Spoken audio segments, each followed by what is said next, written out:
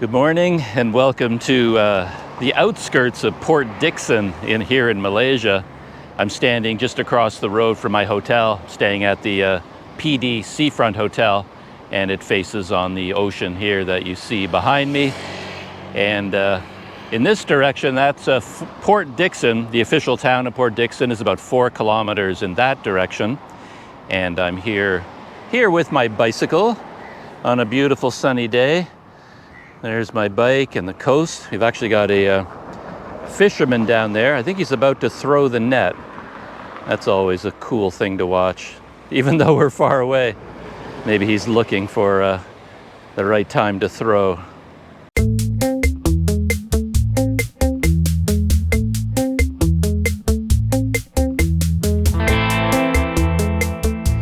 still waiting, but he hasn't thrown his net yet. He is a patient fisherman. But as I was saying, Port Dickson, the town, is in that direction, about 4 kilometers. But today I'm not heading there. I am heading off in this direction, about 4 kilometers in this direction. There's a town there called Lukut. And I'm heading to Lukut because there is a museum I wanted to check out. When I'm in a new place, I like to get a little bit of the history, a little bit of the background. So the first thing I like to do is check out the museums. And there are 2 of them here that are interesting to me. The one in Lukut, I'm going to start there, and then after that I'll be going to a museum in Port Dickson itself. But yeah, I want to get a bit of background on this whole area. It's a very interesting history here. I think a lot of people come to Port Dickson because it's known as a beach resort town, but it didn't start out that way. I think going way back in history, Port Dickson was actually called Arang, I'm not sure how to pronounce it, but it was just a small trading port with some fishermen. And I think Arang means coal because it was named after a coal mine in this area. Out in this direction towards Lukut, they discovered tin. And if you know anything about the history of Malaysia and Kuala Lumpur, tin mining is what founded Kuala Lumpur, and it turns out tin mining was the founding of Port Dickson as well. And I already know a little bit about what happened in this area after the discovery of tin, but I'm not going to talk about that now because I'm hoping I'll learn a lot more about it at the museum, because the museum is the site of the fort that overlooked the tin mines, and the museum tells the history of Lukut, which is also the history of Port Dickson. So I'll wait till I get to the museum to talk more about it. And this can be a surprisingly busy road. I'd call it a secondary road, of course. It's not the main highway, but it can see a lot of traffic, not just on the weekends, even on weekdays. It's quite busy, but you don't get the heavy trucks that I'm accustomed to from Sumatra. So cycling here is easy work compared to what I was doing in Sumatra. I have a bit of a funny story with this stretch of road right here, because I first came here a long time ago, of course, only because there's a port here and you can take the ferry from Port Dickson to Sumatra. I had no idea that Port Dickson was an interesting place all by itself. I just thought it was a place that had a ferry boat. I had no idea that it was known for beaches, for weekend trips, and I had no idea it had an interesting history either.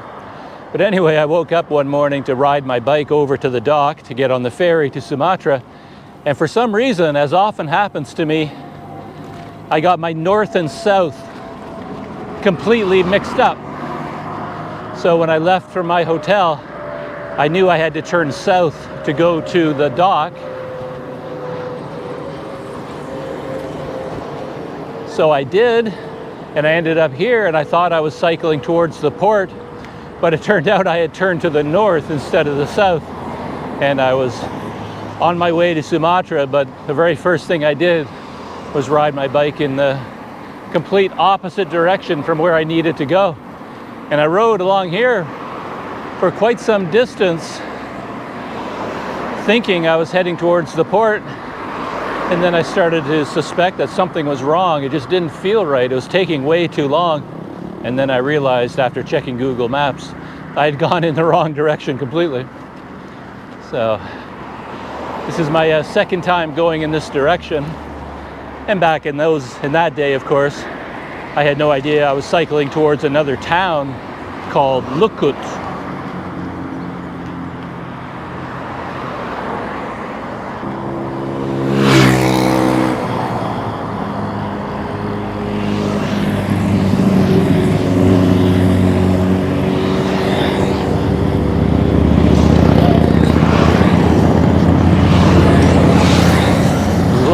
Big motorcycles going by. A lot of that heavy traffic I was talking about. Man, motorcycle club.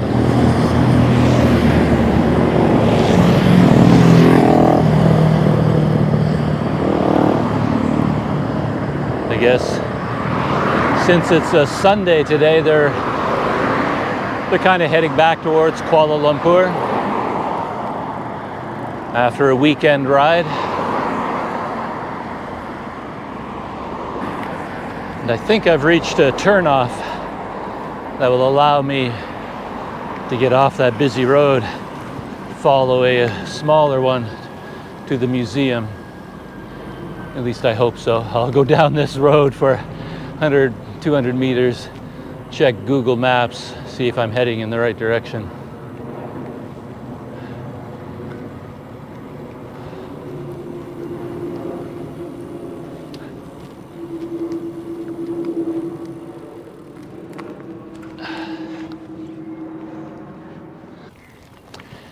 Yeah, just over half a kilometer here. And ahead of me, there's a hill. And that hill is what I'm looking for because the fort that was built there to overlook the mine was placed on the top of a hill. So I think the museum is at the base of the hill, and then the remains of the fort, I guess you have to walk up the hill to the top in order to see the remains of the fort. There's not much left there. There's like a wall or two, maybe a couple of cannon. But I think most things have been moved into the museum. Very quiet back here, very nice. And now that the roar of the traffic is gone, I can appreciate just how hot it is. Oh man, it is roasting out here. Hot today. Oh yeah, the road is circling at the base of the hill.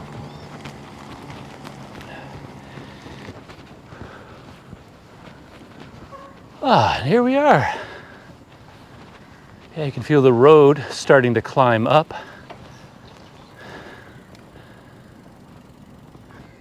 And there is the Museum Lukut.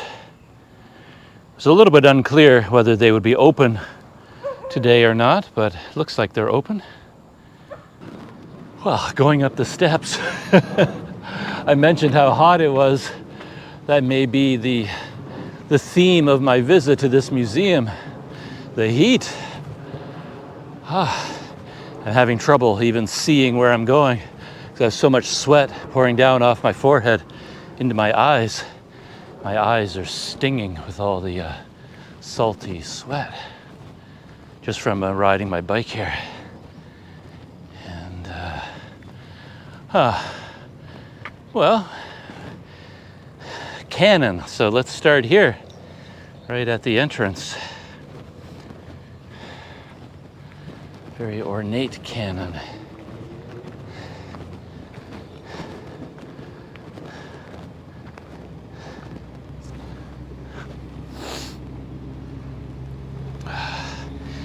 See what's going on here.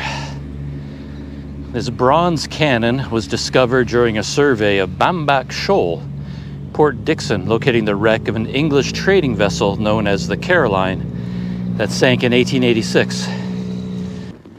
So this cannon was not from the fort. This was found at a shipwreck site a British trading vessel known as the Caroline. Yeah, cannons are such cool things. I don't know a great deal about them,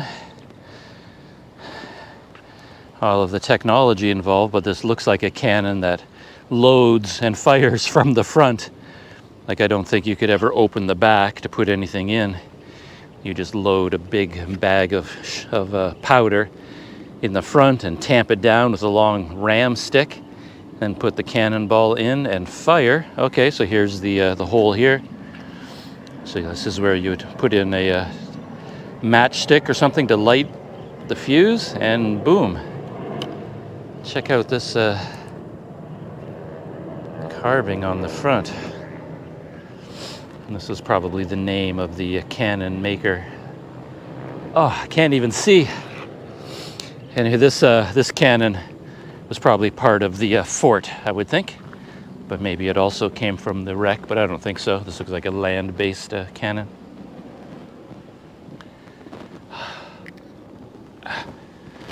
I was saying I can't see because, oh, the sweat pouring into my eyes. It's like burning my eyes. I wonder if it's air conditioned inside. We'll see.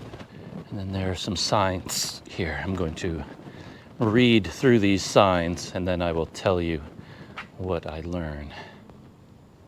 When I was reading about the history of Lukut, I came across these names here. So this is the historical figures mainly connected with Lukut. And the first is Raja Busu. I see him referred to as Raja Busu, 1778 to 1826. And he was in charge of this area at the very beginning when the tin was discovered. So he invited the Chinese miners, especially from Malacca, to come here and open up the mines. But he taxed them quite heavily. What I read online was that there was a 10% tax imposed on the miners, and there was a lot of disagreement over that, resulting in kind of a revolt. And the miners actually killed him and his wife and his children and a bunch of the people that were with him. Then there's something missing here, because then it moves on from the reign of Raja Busu to the next guy, Raja Jafar, who was more of a benevolent kind of leader, and then he kind of ruled over the Lukut area with a much more, with more wisdom, I guess, and the whole area prospered. But according to what I read online, something happened in between here, that when the Chinese miners killed Raja Busu and his family and his people, then an armed force was sent in, a Malay armed force, and they, according to what I read online, they killed 1,000 of the Chinese miners and their families. So they got revenge and killed 1,000 of the Chinese. And then later on, Raja Jafar showed up, and then he developed the area much more. And then the history of Lukut went on until the tin kind of ran out, and then all the tin mines around Kuala Lumpur, that area, became more important. But those are the basic guys, Raja Busu, Raja Jafar, and then his sons followed after him, Raja Jumat. Yeah, it was Raja Jafar, and then Raja Jumat took over, and the history is connected with those guys. So I read through all of the signs here, all of the information. It's quite interesting. It's pretty much the same as what I read online. And this one at the very end, it gives a kind of a succinct history of tin mining industry in Lukut. So this kind of sums everything up. And it basically says that in 1836, Sultan Muhammad gave his consent to Raja Jafar to manage the mining industry here. So that was in 1836. And Raja Jafar came here with his two sons, Raja Jamat and Raja Abdullah. And then Raja Jumat, he was placed in charge of the tin mining and Lukut.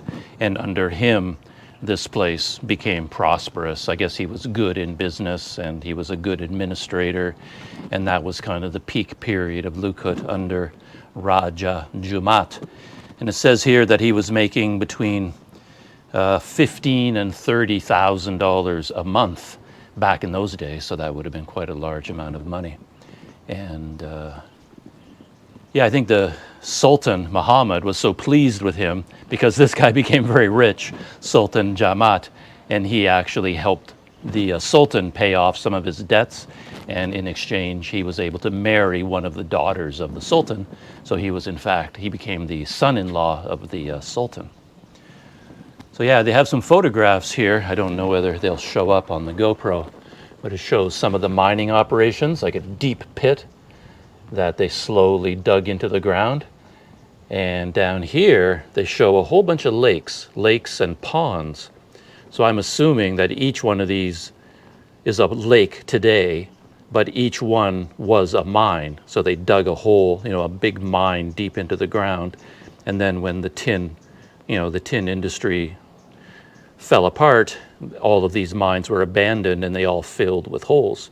So I guess if you go around the countryside of Lukut and you see all these lakes, each one of those would have been one of the mines from this period in time. So yeah, it's quite interesting. And yeah, these are the most interesting photographs here for me because it actually shows like a mine in operation. And as expected, it shows a couple hundred men. And of course, the work must have been quite difficult, basically digging, carrying rocks, and then going underground. But exactly what tin looks like in the ground, when you take it out of the ground, what does it look like? And then how do you process it? That I don't know anything about. And there's the museum building itself. And I guess this gives us some of the history of it. So the Lukut Historical Complex consists of the fort, the museum, and some other infrastructure.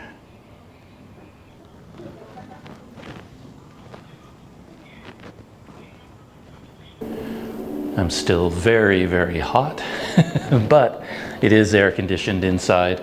There's no entrance fee, and according to the sign, it's open every day from 9 till 6, but who knows, that could be a variable, you should just check before you come out here. But yeah, nicely air conditioned on the inside. And I've already learned something that at least is very interesting to me. And at first I was assuming that they would dig these pits to get to a certain level and then dig a tunnel down underground. But that's not really how it works. This open pit is the mine. And it says, according to this sign down here, that they get the tin through panning. So they basically just dig up the ground and then they physically pan the dirt. And somehow that allows them to get the tin. So this giant pit is the mine. And I thought the mine would be underground somewhere, but no, it's an open pit like this. And of course, understanding what's going on here, you have to understand, the Straits of Malacca. That's the key to the history of Malaysia, the history of Sumatra, this whole area, because this would be the main shipping lane for all the ships going between China and India, all going through the Straits of Malacca.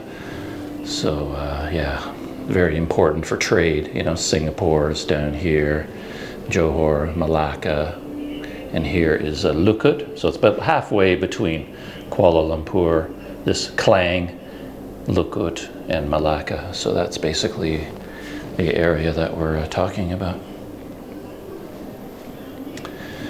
And then they have a lot more information about the men that I was talking about, Raja Busu. So he was the very first Raja here, and he was the one who got in trouble because of his high taxation rates. And then he and his family and his followers were all killed by the miners. And as I said, what I read online was that there was retaliation for that, and a military force was sent in and they killed 1,000 of the miners. And then after that, we get into the era of Raja Jumat, And this is when the golden era of Lukut was under his, more benevolent rule.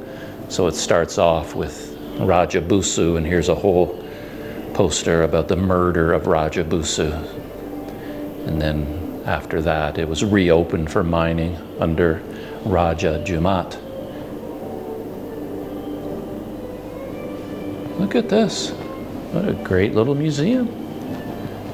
I love these paintings on the walls showing the mining operation. Look at that. Big open pit mining. Very cool. The biggest takeaway for me from these other displays is here they talk about how before Lukut developed, there were local Malay miners and they used this panning system to pan for tin.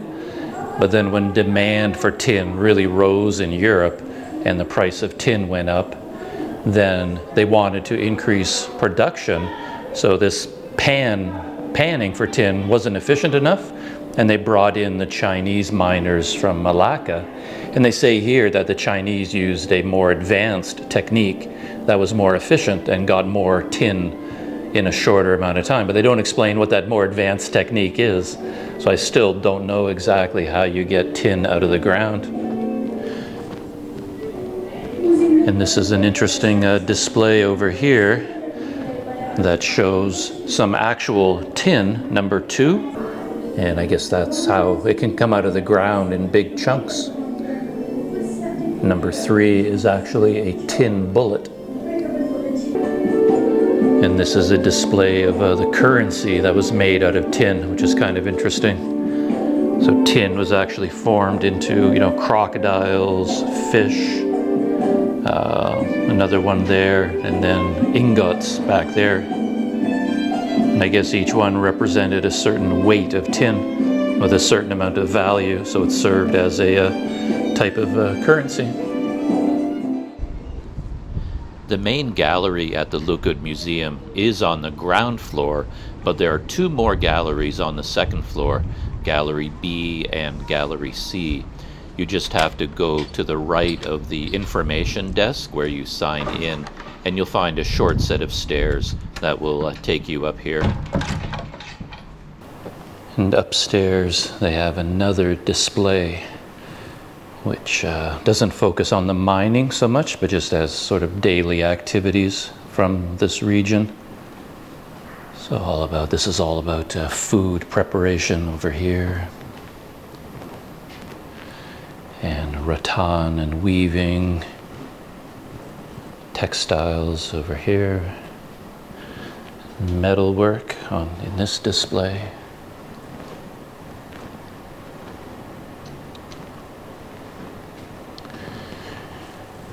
And woodwork.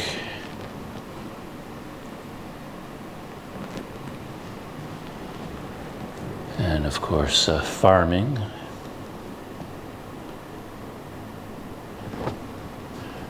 Some traditional games from this area.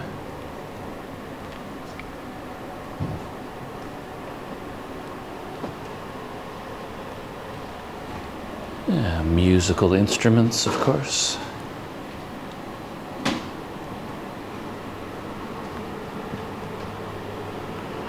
Dance.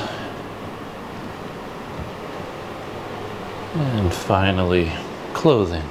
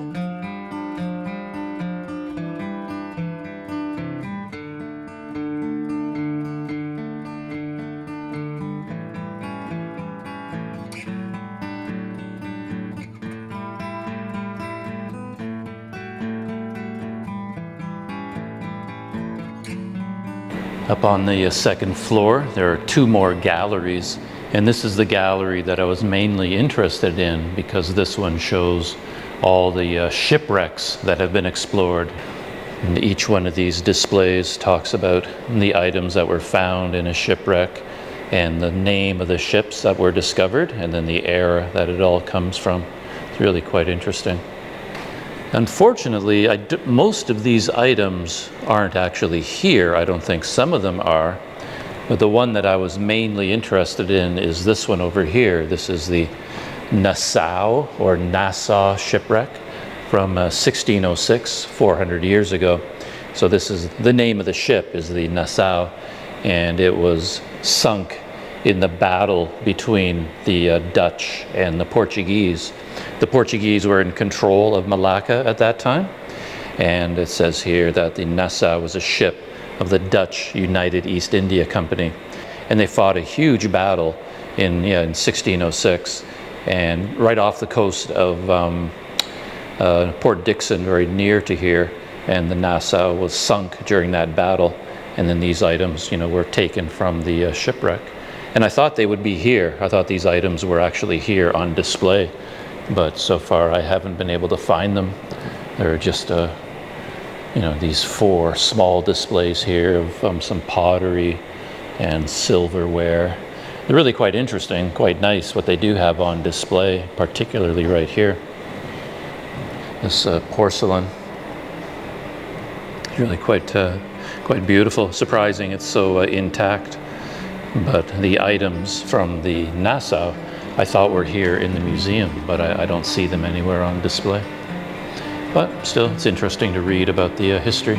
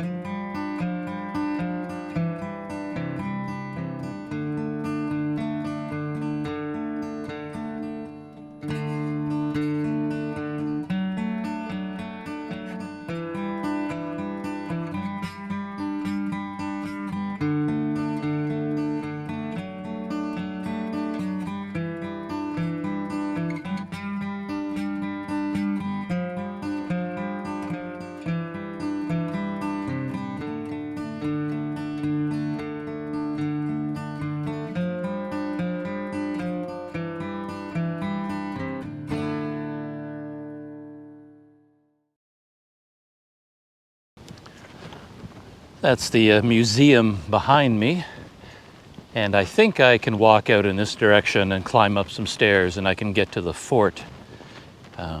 Yeah, I enjoyed that a lot. I think you have to be a little bit of a history buff to get a lot out of that museum, but it's worth a visit if you're here in Port Dickson. The one that makes me very curious now, though, about the actual process of getting tin out of the ground.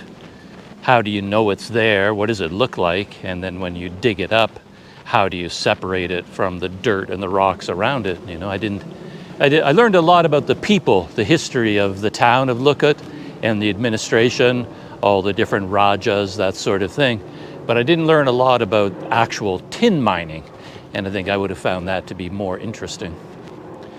But from here, yeah, let's climb up to the fort. I think it's over here, the stairs. That will take us up to the fort. Probably going to get a little bit hot and sweaty by the time we get up there, and I don't think there's a whole lot up there, but at least we'll get kind of a nice view of the area, see some ruins of the fort. They call it Kota Lukut. Something I've noticed about museums is that you get oddly physically tired inside a museum. It's sort of like going to a shopping mall. It's like I could go hiking for hours, feel absolutely fine, but after 1 hour of walking through a museum or a shopping mall, and your legs are just exhausted. It just sort of, something weird about it. It takes a lot out of you. Just standing there, I guess. It's a sort of thing you're not generally used to doing. And you had to take your shoes off to go into this museum. And the weird thing is that my feet really start to hurt a lot if I don't have sandals or shoes on, walking in bare feet. I used to do it as a kid all the time. I'd go days and weeks in bare feet. But now I can't do it anymore. My feet really start to hurt. So slowly working our way up. And Lukut, some of Lukut down below us. It's the museum over there. And the fort is up here. Castle ruins, water tank, poisonous well, Raja's well. So according to this, they know a lot about this fort. It was built by Raja Jumat, or Jumaat. He's the guy that was the main ruler of Lukut during its golden era. And this fortress was 200 meters long, 170 meters wide, had a trench around it filled with spikes. They had 4 cannons from the Dutch that they brought from Malacca. And there were 2 palaces. So Raja Jumat himself had a grand palace in the center and a small one for his daughter on the side. And there was a ball court, a couple of wells. What the poisoned well apparently was used as an area for punishment to major crime offenders, like they would execute criminals there. I don't know why the well would be for execution, but the other well was meant for water. And they say that water was brought here by a bullock cart from the rivers. So maybe they had a constant stream of bullock carts coming up here loaded down with water, and they would bring it to the palace or dump the water into the well. I'm not sure. Yeah, it's a thing about fortified positions on a hill. They're really good for defense, but there's often trouble getting water, right? A water source up there. I think that's pretty common theme for fortifications. Ooh, I don't think I have much time left in the day. See those clouds over there? There's water is on its way. Here's the remains of the moat. Goes all the way around. Yeah, and I guess it was filled with spikes.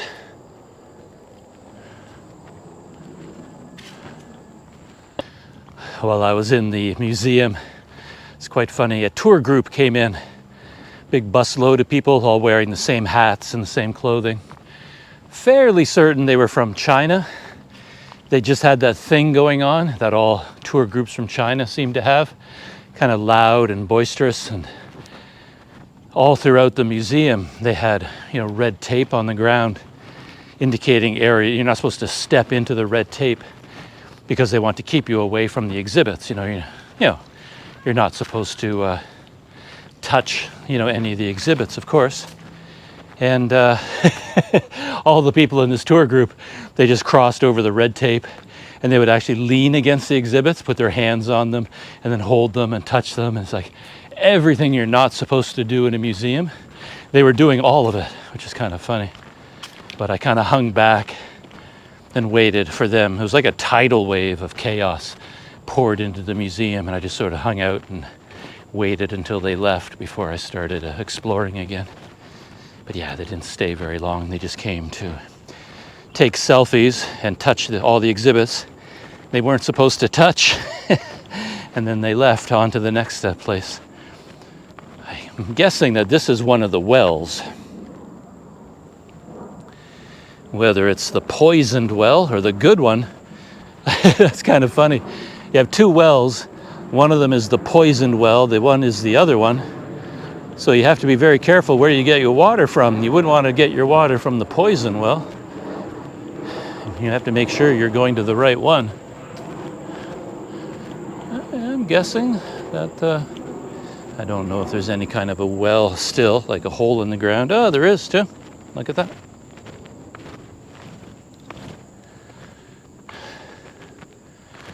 That's the well.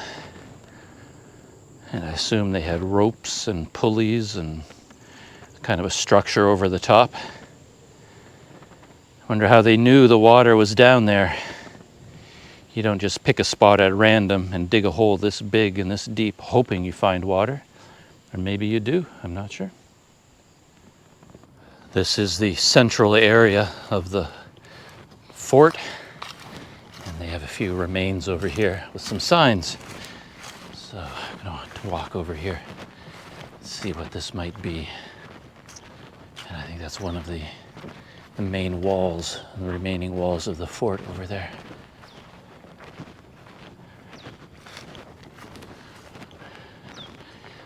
All in Malaysian, this one. So I'll have to do a Google Translate on that. So this sign just talks about the palace that he built for his daughter.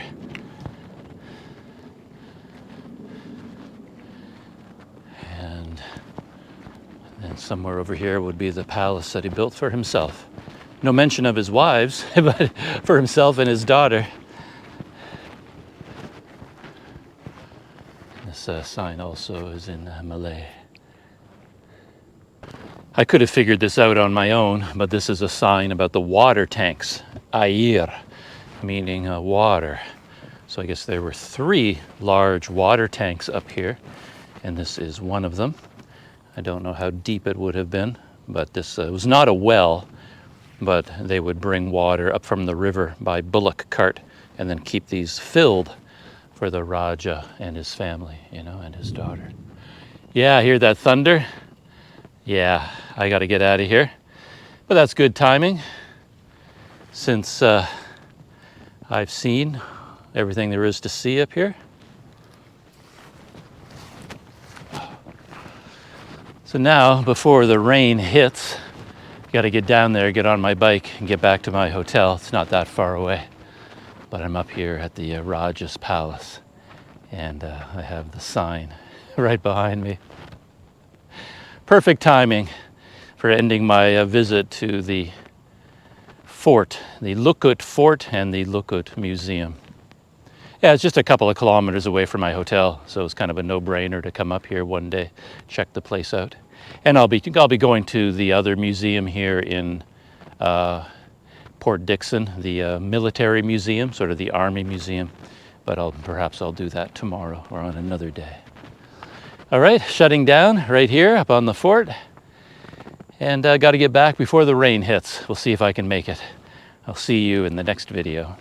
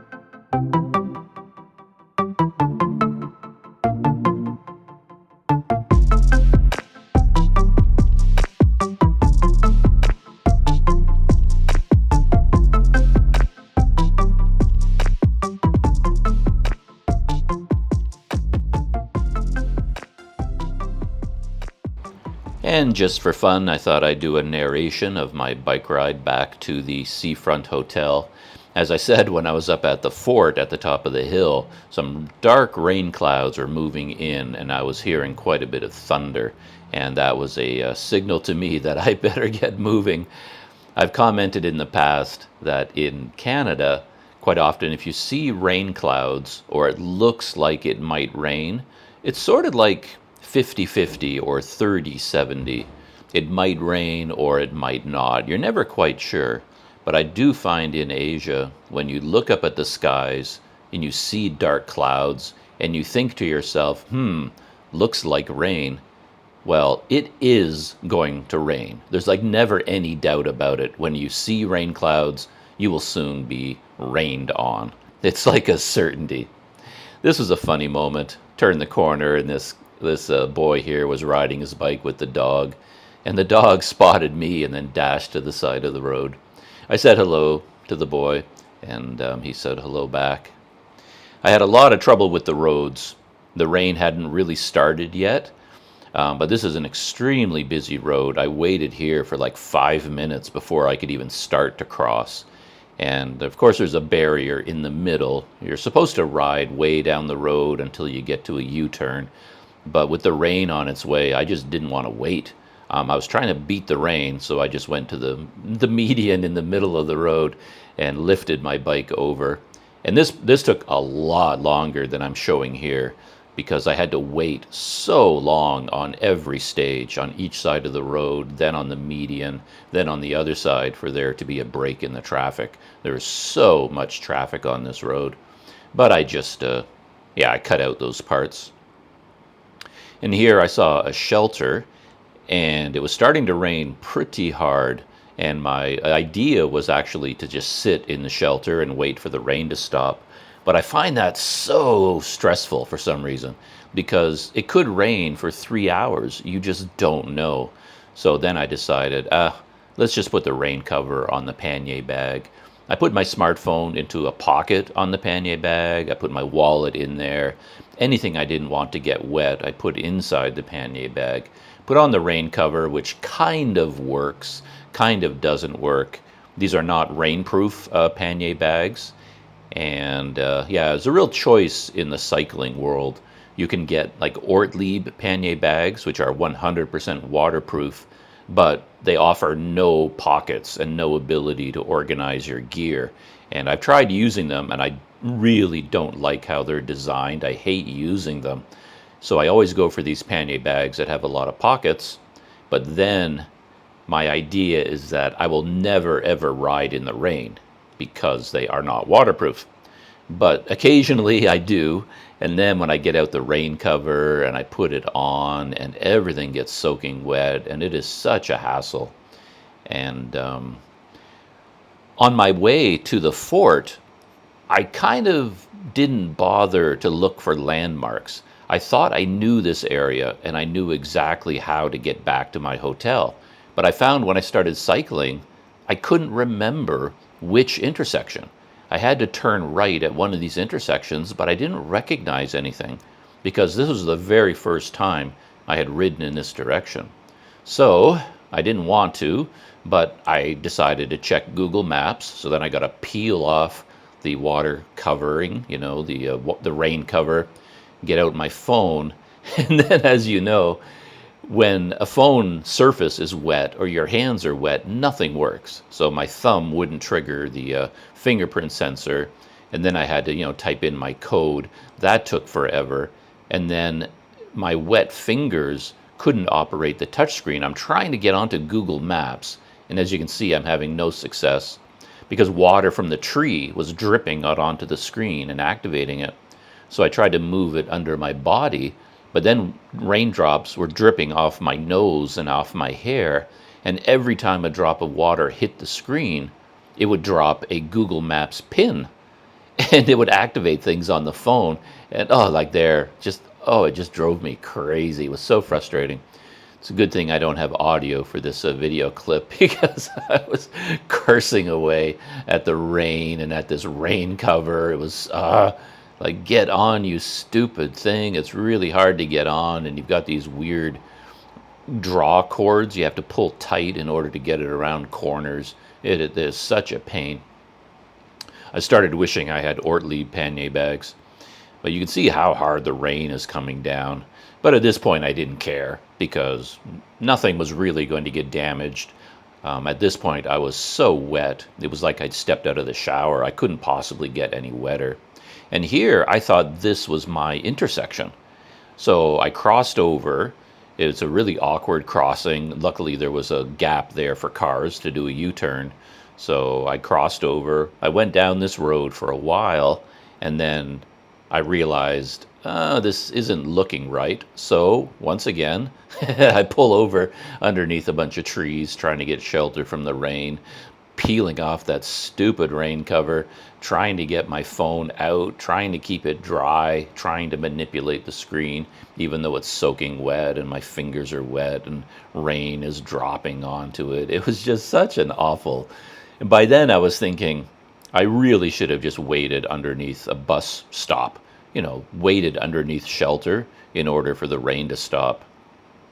And it's an interesting question, which would have been better, because my motivation for just riding in the rain was because I didn't want to wait and waste time. I just wanted to get back to the hotel as soon as possible, have lunch, get on with the rest of the day. But all of this fussing around because of the rain, and then when I got back to the hotel, of course, I have to dry off my bike before I'm happy to bring it into the hotel. Then I have to, clean the whole bike, and then my clothing is soaked. And in my room, I have to hang everything up to get it to dry. It takes all night for everything to dry. And, you end up wasting so much time because you're so soaked by the rain. And look at this nonsense, me trying to get across this road again. Another median there. And I used another one of those U-turn things. And then it turned out that I was wrong again. I thought, this was the road I was supposed to go down. It wasn't. I'm crossing back over the median, soaking wet. Finally, I get to the intersection that I know. As soon as I got here, I recognized it. It was like, oh, yeah. This is my intersection. Waited a long time for the light to turn green. And then my hotel, the Seafront Hotel, is just a short distance ahead of here. And as soon as I got here, it was like, oh, for Pete's sake, I should have known I would recognize my intersection when I saw it. It was perfectly obvious, but for some reason, I just wasn't thinking straight. The rain was distracting me. I hadn't had anything to eat yet today, no breakfast, no lunch, so I wasn't in the best mental state, I guess. So here I am, finally back at the seafront, thinking I should have stayed under a shelter. I just passed my usual lunch place. I was really happy to see that it was still open. And I just rolled my bike here. And I keep my bike inside the lobby. That's where I lock it up. But I can't take my bike inside dripping wet, because wherever I park it, it's just going to leave a big puddle on the floor. So I did my best to dry everything off. I spent a few minutes out here wiping everything down, getting all the water off. Even the tires, I wiped down both the back tire and the front tire, got all the water off of it. I always have a rag somewhere on the bike inside a pocket, that I use for either grease cleaning or water cleaning, something like that. But then, of course, I still didn't want to roll the bike across the lobby floor, because I would end up leaving dirty, muddy tire tracks all the way across the clean lobby floor. So what I ended up doing was opening the door, propping it open, and then I would just pick up the bike and carry it all the way to where I normally park it. But then when I turned around after doing that, I was chatting with the woman at the front desk. Here I am, picking up the bike. She saw me out there, and her reaction was like, oh my God. When she saw me and how wet I was, she had a very satisfying reaction. And I put my bike down, and I was successful. I didn't leave any tire tracks on the lobby floor, but it turned out my sandals had left muddy footprints. And then she's going off to the storage room there to get a mop.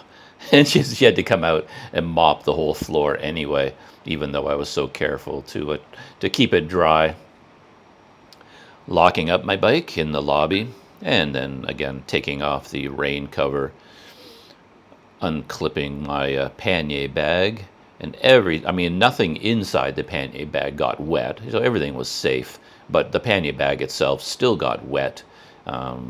This is the next day that I'm recording this, and all of my clothing is still soaking wet. The pannier bag is soaking wet.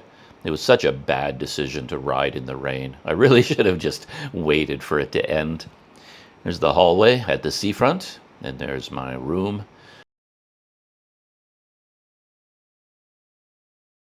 So there I am, trying to hang up my rain cover, and normally I would get out a piece of rope and set up a clothing line. I didn't bother though. Got to take my sandals off because they're soaking wet. I have to leave them in here overnight. And now strip off all my clothing. And this is the end of my day's adventures, going out to the park, the fort, the museum, brutally hot on the way out there, and then soaking wet on the way back. But it was a pretty interesting morning nonetheless.